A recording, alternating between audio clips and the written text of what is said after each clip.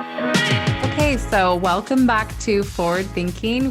I feel like I say a special guest every time we have a guest, but I'm actually super excited about this one. We have Shonal Narayan, who's the Senior Director of Marketing at Everstring. And Shonal and I go way back, like 10 years now, Shonal, I think.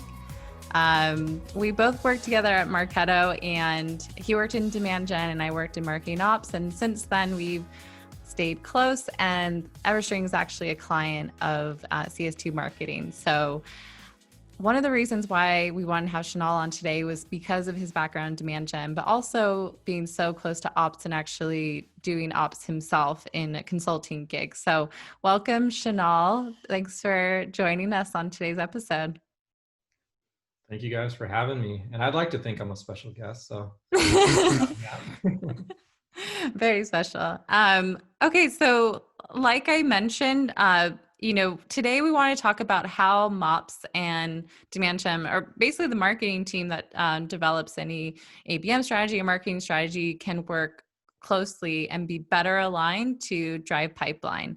And we're actually going to dive deep into an example of an ABM Play campaign at Everstring. But before we do that, I want to talk about, just given your background, you've worked in demand gen, you run marketing right now at Everstring, but also you've done marketing operations consulting at Highlight Marketing. So we thought it would be great for you to kind of talk about why it's so important for those teams to be aligned. You can see it from both perspectives, which I think is awesome. And also for people who don't maybe even have a strong ops arm, why it would be good for them to partner with an operations resource to really get their campaigns operationalized and off the ground. So maybe if you could talk about why it's so important in your eyes. Sure. Yeah. And fun fact, I mean, you and I worked together at Marketo, and I was one of the ones that interviewed you when we didn't really have an ops team. So, you came on board and really crushed it there at Marketo. And I got to move over kind of more to the program side. So early on at Marketo, I was kind of handling the email programs and also the MOP side with scoring and nurturing. So great to have that team. So yeah, stressing the importance of that. I mean, I think we were a well-oiled machine at Marketo because we had such strong alignment from a demand gen perspective and a marketing ops perspective, and also our SDR team and sales team. We all kind of collaborated and understood that there was a shared vision, right? At that point, MQLs mattered, right? I think a lot of people are now talking about getting rid of MQLs or kind of move into more pipeline focus. And I think back then, we were really focused at top of funnel, getting them into our database and then nurturing them. And I mean, I think just that process, it involves a demand gen team, it involves marketing ops, it involves SDRs, because they're the ones who follow up once an MQL has been created. So, we met frequently as a marketing ops team and a demand gen team. We talked about, hey, here are the programs that we have coming up. Here are the nurtures we like to get in place. And then from a marketing ops perspective, which is great, you guys always told us, well, I think we should A/B test, these emails, or we should move this email early on. And then here's how we can, make this visible to our SDR team so they could follow up with the hottest prospects right away. So having that alignment, I think, is definitely important. And, when I kind of moved on from Marketo and moved into consulting, there were teams, and I was really surprised when I got into it. I was like, wow, there's a lot of teams that are not even aligned on what their business goal is, right? They don't, from a demand gen perspective, they're like, well, we're trying to, boost up our MQL numbers. So we're going to, create nurture programs, or we're going to do a bunch of content syndication or digital programs. And as they come in, they're just going to we want to score them and then move them to the SDR team. So there wasn't really a part where the marketing ops came in and discussed the types of programs, and they didn't really think about it from that perspective. It's more like, here's a ticket, Jira ticket, like go and create this nurture program for us. And then they're like, okay, we're going to do it. And here it is. And then if it doesn't perform, it's like, is it the demand gen person that goes and takes the heat, or is it the marketing ops person that set it up a certain way, or an SDR who didn't follow up? So I think you have to bring those groups together and really understand, what are we trying to achieve here? And really treat it as one team, right? Like it's a Mhm. marketing team. At Everstring, the SDRs are under marketing, and obviously marketing ops is, but it's like, how do we function as a marketing unit together to drive the same results? Which for us, it's pipeline, right? Meetings, Yeah. books, MQLs is all great to see, but at the end of the day, are we generating pipeline? Totally. And I think that 10 years ago, like you mentioned, you interviewed me to be, I was one of our second MOPS person. But because there wasn't that distinguishment between the marketing ops team and the demand gen team, we were all kind of just looked at as the marketing team. And over time, it's been great for marketing ops to get our own kind of visible department. We kind of needed that to establish our, how we can be strategic, provide guidance, but there's a lot we do. But at that same time, I think it's also separated us from the marketing team as a whole, or created a little bit of a silo. And so I think now it's important to figure out, how do we bring that back? How do we make sure everyone's working together as a marketing team and working closely and having that alignment? And you always kind of see those shifts, the same tactics we use for aligning marketing and sales. We need to figure out how to do that within our own team. And I think that, we'll talk about it later, but I think you're doing that a bit at Everstring right now, and like you said, working as one team. So I think, is there any more like downfalls that you can talk about, maybe with when there is an alignment that you've seen?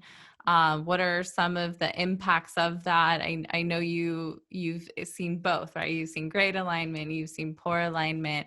What are some of those, downfalls or impacts on, pipeline generation when there is an alignment? Yeah, I mean, as I mentioned, I think if you don't come together before you launch a program and figure out what the business goal is, right? Are we trying to achieve more MQLs? Are we trying to penetrate our install base? Like, what are we trying to do as a unit? If you don't come together, then it's like, well, they're working in a silo, marketing ops working in a silo, and then SDRs, are last to know, like, oh, that campaign went out. Why is this MQL on my desk? Like, what do I do with this, right? So if you don't come together, oftentimes like one or more of those teams are going to get burned, and really you're not going to process as a well-oiled machine. The thing that was great at Marketo is like our SDRs knew when a program was coming up. We had a calendar on our whiteboard. Mm-hmm. We had a Google calendar at that point before Marketo had the calendaring functionality, and we would put on there that, hey, this email is going to drop and it's a promotion for a webinar. And then when people would, some people had problems getting into the webinar. So they would call in and SDR would answer, and they knew, what webinar they were talking about, when it's happening. And like just having that alignment, I think, it definitely matters. If you don't have it, then, you're really looking at it from one perspective. And it's oftentimes the demand gen's perspective, right? They're like, well, I'm going to create this, I'm going to do this email drip campaign, and I need marketing ops to just set it up. But if that, goes out and nobody understands what's going on with it, who it's meant for, and what the follow-up script's going to be. Because if the SDR is answering emails or answering the phone blindly, your company's going to look stupid, right? So I Mm-hmm. think, you have to like get the whole team together. And that's where I think, the collaboration we have with you guys, is that, we bring you guys on early on in the program. And so you guys can kind of see what we're trying to achieve. We'll vet it from, through multiple teams, right? So we'll look at it from a demand gen perspective. We'll vet it with our SDR leaders to make sure that they're aligned with what we're doing. They can give their input on what messaging they've seen work on their outbound cadences, what call scripts, maybe we can generate for them. What does the touch points look like? Is it going to be 7? Is it going to be 14? Is it across, 10 days? Is it across 3 months? And then really seeing it from your perspective. Okay, hey, we have the likes of Sendoso, or we have the likes of, Outreach or Sales Loft. Here's how we can integrate these pieces so they could all feed back to the foundation, which is Salesforce. Everything kind of plugs through there. So you guys are the ones that kind of tell us, like how to move these dials and how we can view this as a shared view across the team. So it's definitely important. You guys need marketing ops from a marketing ops perspective, since I kind of see it from both perspectives, right? Like my consulting side, I really most of my engagements are from a marketing ops perspective. And then I Mm-hmm. head up demand gen at Everstring. So I get to see it from both sides, and really the important skill set to have there. And obviously, if you're a demand gen person, you don't need to know all the integrations and everything Mm-hmm. that goes into the ops side, but you need to know enough to be able to help your ops team out. You can't just say, hey, I'm going to launch a campaign that needs this SMS component that then feeds into Terminus, that'll then pop a display into this thing, and then it'll automatically trigger a LinkedIn email. It's like, wait, that doesn't exist. So Mm-hmm. you got to think about, okay, what's realistic? What does my team look like on the marketing ops side, right? Like, is it in-house? How many people do we have? Is it, a contractor? Do we bring them in so they understand the business value?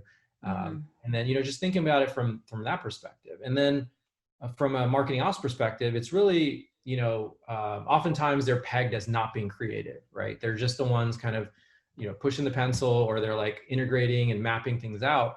But from a creative perspective, thinking about it from, okay, if I were to receive this email, because marketing teams oftentimes are going to get spammed, or they're going to get sent a bunch of emails, right? Like they'll just see, oh, they're marketing in the title. Like, I'm going to just tell them about our software. So a marketing ops person, they oftentimes do receive emails from, demand gen emails. So, understanding what works and what doesn't resonate with you, and then working with your demand gen team to be like, hey, maybe we should A/B test that subject line, or hey, maybe we should move the offer up in the sequence. So, just kind of seeing it from your perspective, and like what would look great from our brand, from our marketing campaigns, kind of working together on that standpoint.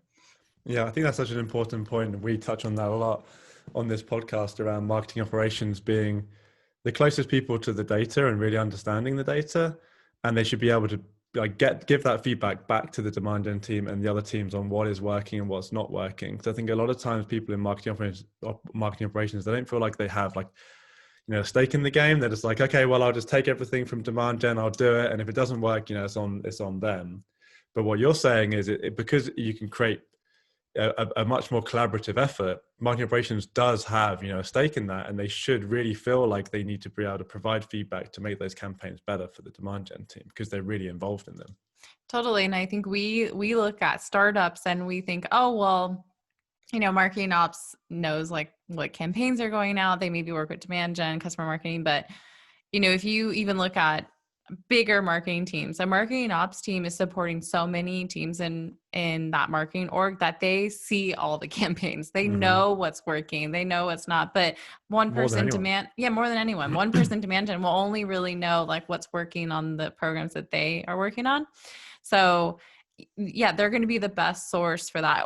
And they've been looked to, hey, you ran those numbers. Okay, look into why it's performing that well. So they'll even be forced to think about like, why do we have that data? What can we improve? And more marketing ops is looked at to provide that guidance, even back to the demand gen team. So I think that is super important.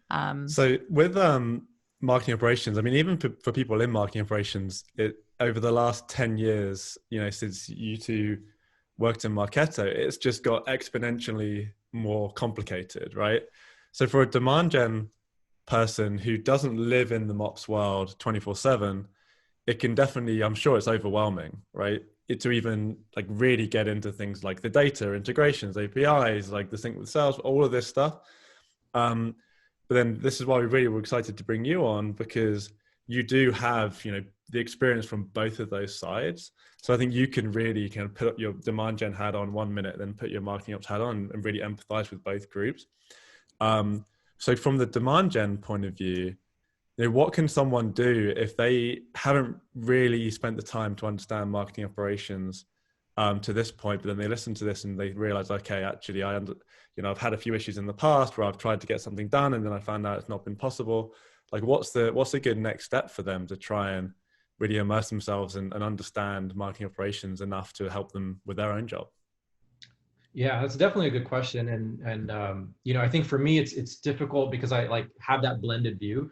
I have both sides, so I kind of empathize with both, like you said, and it's tough for me to distinguish. All right, what is marketing ops and what is demand gen? I kind of think of it in its entirety. But being at Everstring, since I'm focused on demand generation, and I, work with CS2 to do the marketing ops side of it, I kind of, it's a little easier for me to understand, okay, here's where I can stop, and then here's where I can hand off, and CS2 will know better to how these integration points work, and how we can flow all this information into CRM so our sales team can see it. But I think going into it, understanding that, okay, what am I trying to achieve, and what would I need marketing ops to do for me? Oftentimes demand gen teams think about that, right? Like, how can my marketing ops team support me? And then marketing ops thinks about it, how can I support my demand gen team? How can I support my sales team? So from a demand gen perspective, it's understanding where, at what point am I going to kind of hand this off to my marketing ops team, and what are the things that they're going to do? And I should be able to understand it for my next campaign or my next program, what's going to be required of that team. So then I can better come equipped and say, okay, here's what I need from them. And, here's what they've provided for me going into my, going to the next channel or the next program that I'm going to do. I need to be cognizant of that. So when I make my request, is it going to, do they have the resources? Do they have the bandwidth? What's the turnaround time going to be? Because oftentimes from a demand gen perspective, it's like, I need that program out yesterday. So you just send it out to your marketing ops team and they do their magic.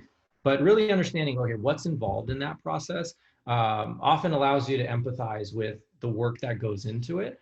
But I think also just like asking the question, right? Like, what went into that program, or like, what are you going to need from me so I can provide you all the information that you need to get this done?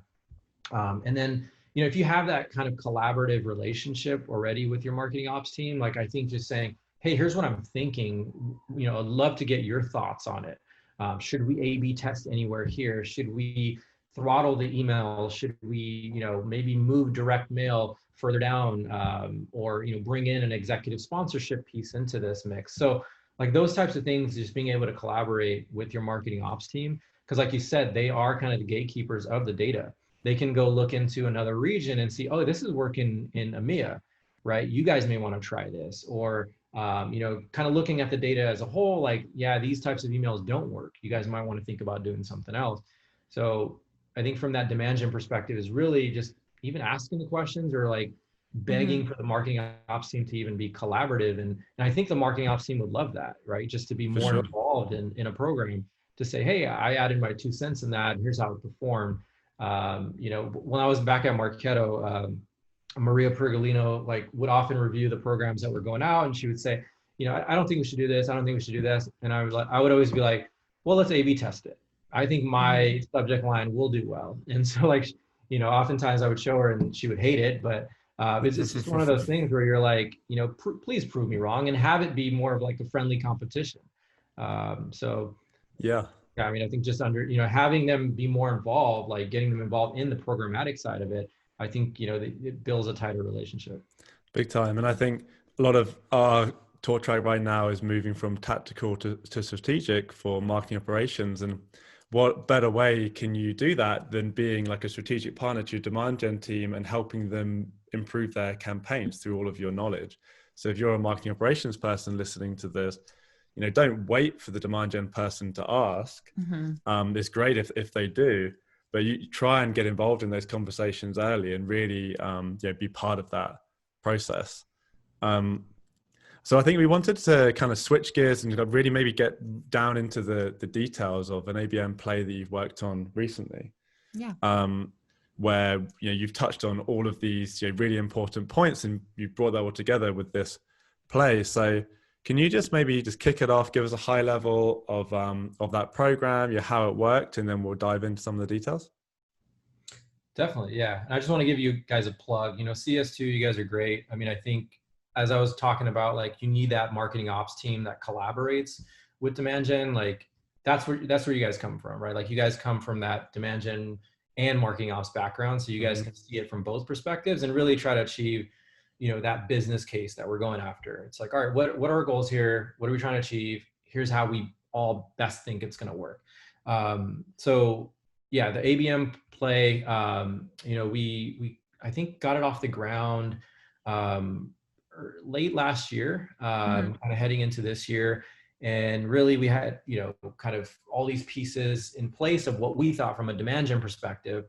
kind of put together a PowerPoint presentation and said, okay, here are all the components that we think should go into it. There's going to be an email nurture part of it. There's going to be a LinkedIn component where we're showing some display ads to those target accounts. And so let me take a step back. I mean, it really is, it boils down to who are our target accounts, right? Mm-hmm. And what are we trying to achieve? So we really had difficulties like kind of cracking into these tier 1 accounts. So internally, obviously, we use Everstring to surface what are the accounts we're going to go after. We leverage intent data over the top to show which ones are actively kind of surging. So we took that list and said, okay, here's our tier 1 accounts. Kind of divided it across the AEs. And they vetted it. They took a look. They had the SDR teams. We also had our data team kind of go in and enrich with contacts. So we had the accounts, we had the contacts in our ideal buyer persona ready to go. And we said, okay, that's kind of the foundational part of it. And then we started deciding, okay, what are the touch points going to look like? How are we going to effectively crack into these accounts? Using our marketing team, using our sales team, using our SDR team, and also our executive team.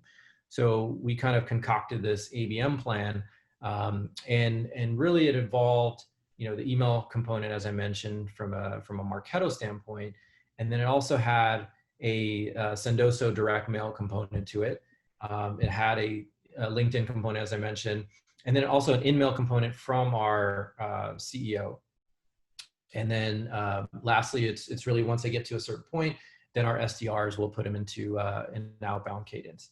So we kind of crafted that and we surfaced it across, the different teams. So we had our SDR leaders look at it. They gave their input as to what they think the email should look like, the best subject lines they've seen performing well, the different messaging. And then, we allowed for a component in that email where they could personalize it. So if it's a financial services company, they can maybe put in some of our customers that are in that vertical versus SaaS. So, really allowing them to kind of personalize the message, but having it set up in this cadence where it's, across 25 days. And then, we have our Marketo component that hits them and kind of warms them up. So really what we did was had it vetted across the different teams. And so that really fed into the collaboration side of it. They got to say, hey, we think this will work. Let's test this. Let's do this. We had our sales team look at it. They kind of gave their feedback. And then we also had a third-party analyst firm, Topo. They also had their team look at it. And really the feedback that they gave us was, move your direct mail component earlier on, which definitely helped us out. We had it later on, but they were like, I think everything looks good here. Just move that forward. So we got that off the ground. And then, we had it running for about a couple months, and then kind of, the pandemic hit. And then really the direct mail component rendered itself useless to us. We tried the address verification, there wasn't a lot of success there. So we removed that component.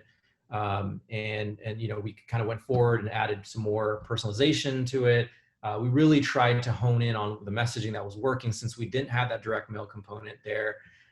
So that has been kind of, the piece that we all work together across these multiple teams, also bringing in a third party to kind of vet it. And I would kind of recommend that to people out there that really, are thinking about ABM or say, hey, I want to do an ABM pilot, which for me, I think ABM pilot should just be out of your vocabulary.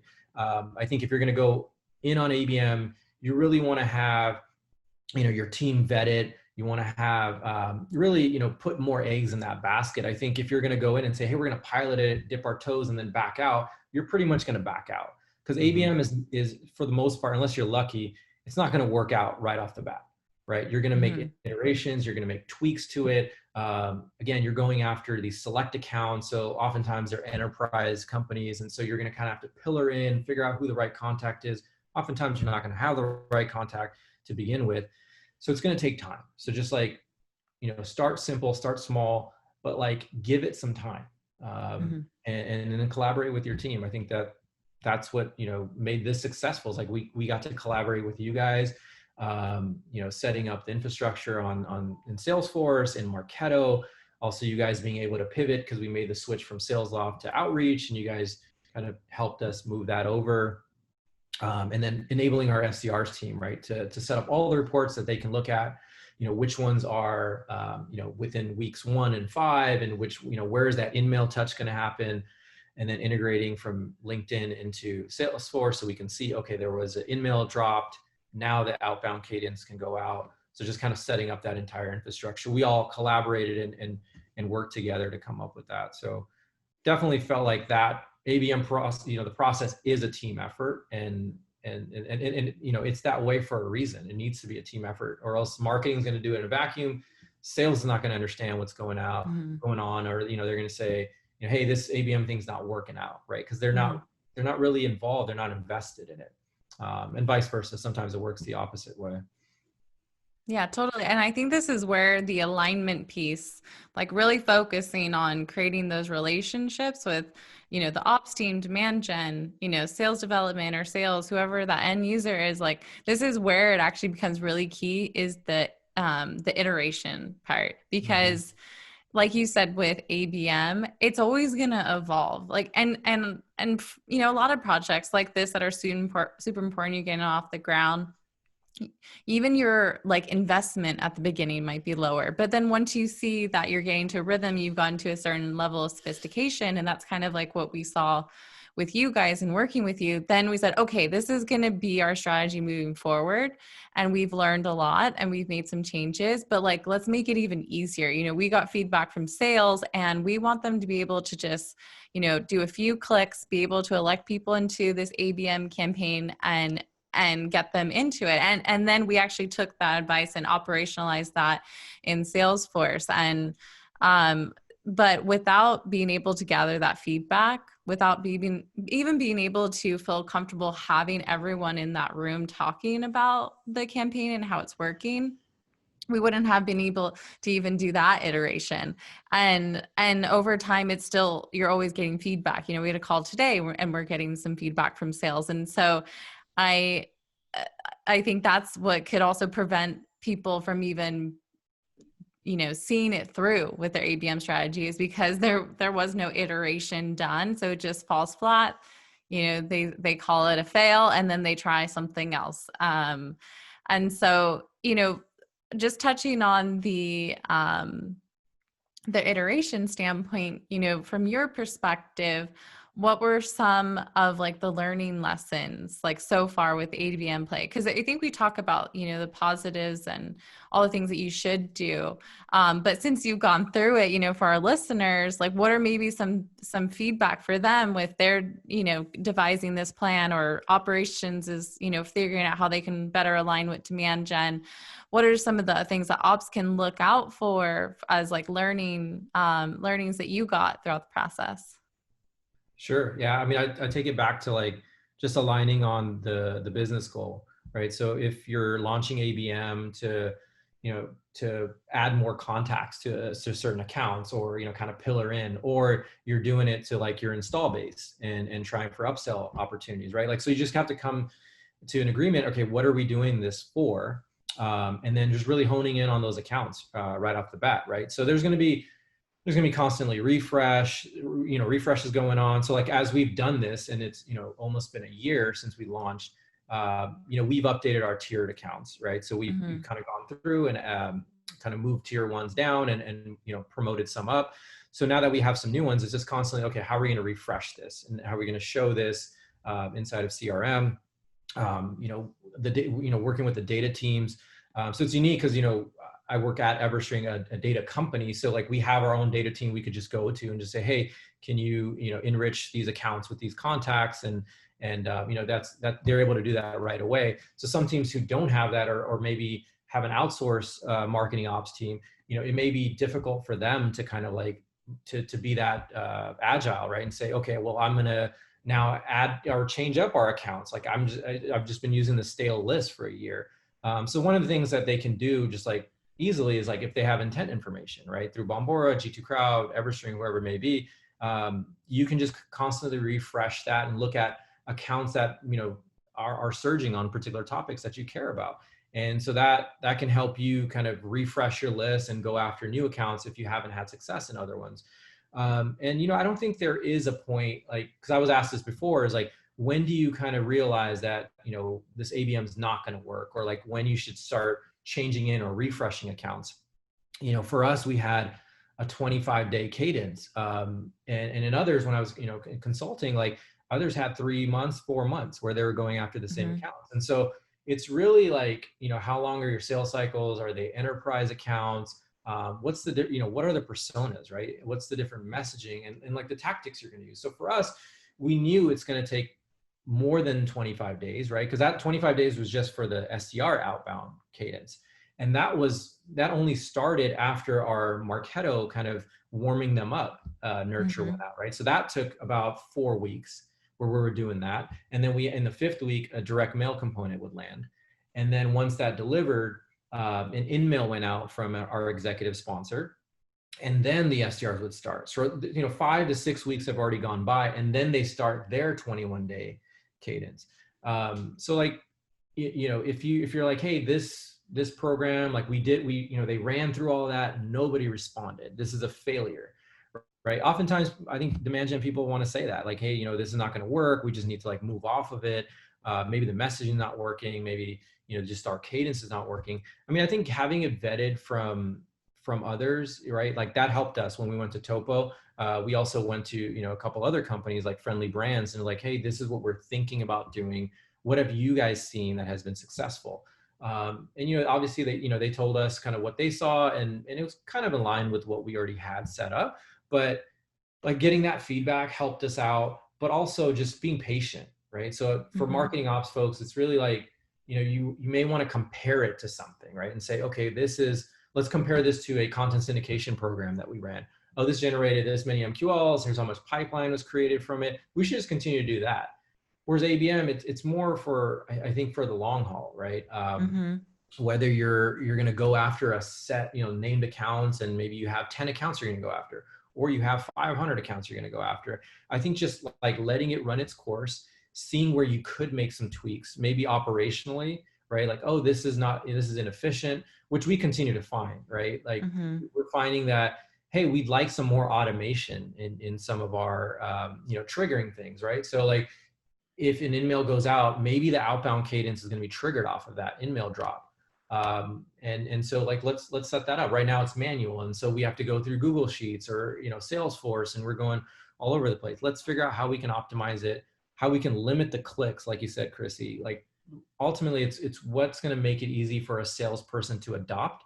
And fortunately for like, this year that we've had it running, our SDR team hasn't had trouble going in and like nominating new contacts to drop into it. Because if there would have been some friction there, I think it would have been easily resisted doing this and easily resisted scaling it, right? From 5 contacts per week. And if we moved up to 50, they'd be like, no, I'm not going to do that because you guys make, 5 clicks here and I have to go verify in a Google Sheet.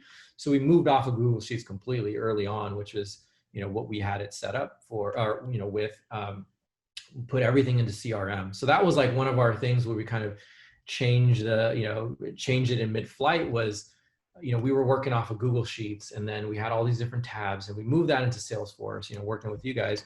And that is, it was painful because a lot of the SDRs were like, yeah, I don't want to go into Salesforce and click these buttons, add them to campaigns. And so we just like sat back and said, no, we're going to train you guys how to do this. We're going to create documentation. And then now you guys are going to use it. It's going to be a lot easier. And that's what we did. So instead of stopping it or saying, yeah, this is not successful, we've kind of run out of tabs in our Google Sheet, let's just figure out a better way to do this. And so we moved it all into Salesforce.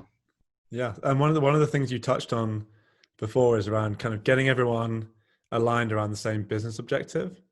So could you take us through kind of what were the KPIs that were most important throughout your ABM programs? I think you've got, an opinion on MQLs. It'd be interesting to hear as well. Yeah. So yeah, we completely don't care about MQLs at Everstring. I mean, we look at it, we look at our SDR team as one team, one goal, right? Like, so we consider that our entire marketing team. So if a source, if a lead was sourced through SDR outbound, if it was sourced through an in-mail that they sent out, if it was sourced through a marketing program, we see that all as marketing attributed, opportunity or meeting book, right? So at the end of the day, how many meetings did we get put on the calendar for our sales rep? And then how many of those turned into pipeline? So we kind of bypass, the traditional MQL. And it's really like everybody is driving towards that shared vision.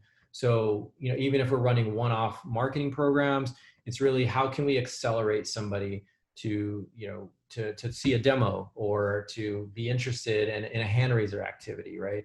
And we consider hand raiser anything that like they're exhibiting, that they're evaluating a data provider. So for us, it's really like, let's kind of fast track, or how do we fast track that? I mean, we still have our general nurture programs, top of funnel content. We get people interested, but it's really like, all right, how do we drive them along? Is this the right person that we're going after? Which is why, kind of having your account fit and figuring out with intent information, and also, their engagement that they're doing first party and third party. What does that account story look like? And then what's the best message to reach out with? And really our SDR team, they're, even in a pandemic, we kind of have to like, pull them back in and say, hey, we can't be super aggressive. We have to kind of, be empathetic and really understand that this is a difficult time for everybody. But I think, we kind of quickly found out that, hey, our messaging is resonating, because I think, as people started like figuring out, okay, what's my work schedule going to look like? Where are my kids going to be? How can I take this, take my meetings and do all this? Really, we tried to meet them with a solution. And that was really our messaging across the board, is like, drive that solution for them and not just pitch, hey, we have this product and look at all these features. It's really like, right now, figuring out who's an essential business, who's not, right? Our data is refreshed once, businesses are closing down, unfortunately, and new businesses are popping up. You're going to want to know, where are where are they headquartered? Who are the relevant contacts there? And if they're surging on particular topics you care about. So it's really like developing that use case and that solution based, that really helped us kind of, attract these people, and they remain interested in what we did. So from a marketing ops perspective, I think, you guys helped us kind of see the data, interpret the data, from our ABM campaign. And it's really driving back to the same thing, which was how many meetings were booked, and how much pipeline was created. So, looking at that, I think for the last quarter, around 60% of pipeline created for our enterprise unit was influenced by the ABM program. Yeah, that's awesome. And I think one of the things that becomes this like struggle, I think, for marketing teams when they're doing this is like, what's the one thing that pushed them over the line? Like, we need to give sales credit, we need to give marketing credit. But like you said, if you have like 5 different touch points, right? And actually marketing is teeing up that person for an SDR to be effective in their outreach, because look at all the things that they've, been the brand of Everstring that's like touched them. You have your nurture, you have your ads, you have an in-mail.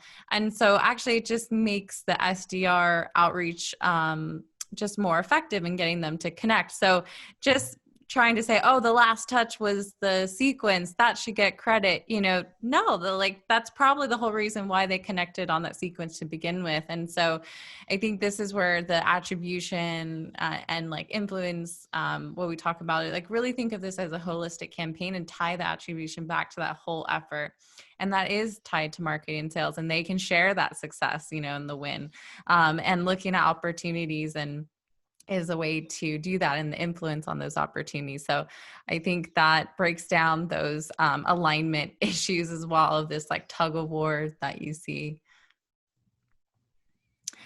So I think, we've gone a little bit over time, but one last thing, do you have any final advice for marketing operations or demand gen on how they can better align with each other? Yeah. So I, like in this pandemic, I've kind of been, binge watching certain series and TV shows. And one of the ones early on, and I'm sure, you guys have heard of it, is the Last Dance, the docu-series about the Chicago Bulls last championship run. Like I saw a lot of parallels and kind of, watching that, and then thinking about marketing and ops and SDRs as a whole. And, they talk a lot about, kind of the star, which was Michael Jordan, obviously, but like, the pieces that were involved, right? Like all the role players that were there. I mean, his kind of sidekick and Scottie Pippen, and then Uh-huh. you kind of have the kind of wild card and Dennis Rodman. So like you have all these different pieces, different personalities, different experiences and expertise, but really coming together for that shared vision and understanding all the differences, but like having that 1-2 punch of like, marketing ops, demand gen, SDRs.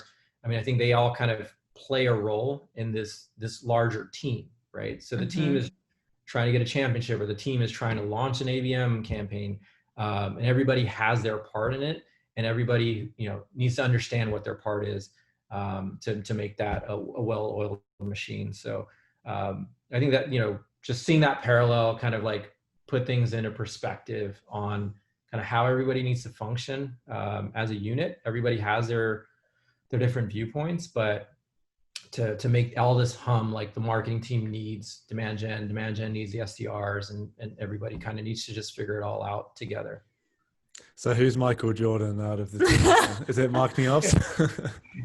I mean, since this, you guys are a marketing ops firm, I will say, Michael Jordan, marketing ops. It's really hard because Scottie Pippen, I feel like never got the credit he deserved as much, that's probably or the pay. So I feel like maybe there's a better alignment with that with marketing ops. I would say definitely like Scottie Pippen is marketing ops. Like they don't get the credit, but like without them, they don't win the championships, right? So yeah. Awesome. We just all need and then the leadership point, we all need like a Phil Jackson to just bring us all together. So leadership is a good piece. And I think for leaders who maybe are listening to this, like if you do see that there's alignment issues, really get everyone on board with each other. Cause we're just talking, sometimes it's even that push to make an organizational change because there's maybe been so deep of a silo. It's hard for those two orgs to even work with each other. So this was great. Thank you so much, Shonal, for being on today. I think a lot of people could take so much from this, just learning about how to align, but also take some of the feedback that you gave around, devising an awesome ABM play that spans marketing and sales and operations, and why operations is so important to that. So thank you so much. And everyone, I hope you enjoyed, and we'll see you on the next episode of Forward. Thank you, guys.